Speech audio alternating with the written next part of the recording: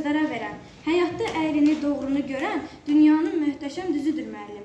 Ziyalı olmasa kör olar millət, caynaqlar altında hey çəkər zinnət. Sənətin hamısı gözəldir əlbət, bütün peşələrin gözüdür müəllim. Çox sağ ol. Hamımız qəşəng bir şey çəkirək. Rəsul gəl buralar. Rəsulla məni bir ayrıca çəkələr. Əvvəl ikimiz bir dənə qəşəng çəkək. Ben buna bakım əllə.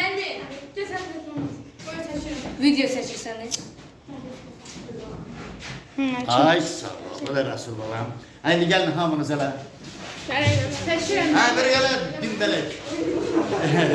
Ben buradan kalkım seçirəm.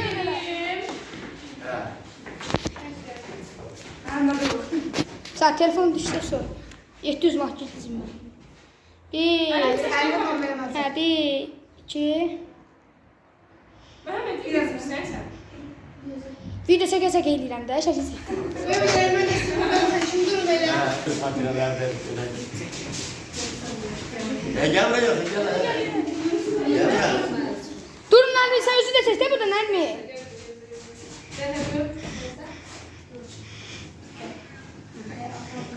Zəhraya bu müəllimin uzun deyil. Mən baxmıram, hamı diyan sonra Nərmi diyan orada, hamımız diyanı.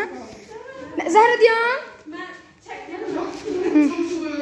Ben şəkildə düşünürüm. Şeylə basan sonra. Sən müəllim. İnşallah mən tortu çəkəcəm. Hər belə çəkində tortu çəkəcəm. Mən bunları göstərim, tortla çək. Hər biri qalsın.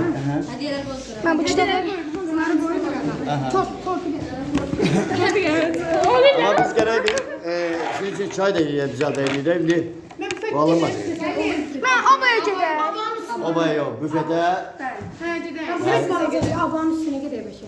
Yox, məndən vaxt çatmır. İndi bizə evə də yığışırlar axı. Nerede o deyil, evdə də hamısı oradadılar. Hələ bununla da bir dənə qəşəng uşaqların şəklimizi çəksinlər bunlarla. Ben bura baxın. Nasıl tarzı?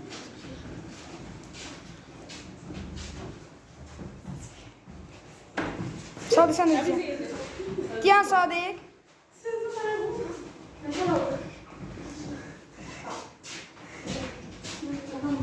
Ben düz 40 tane şaptım. Olsun.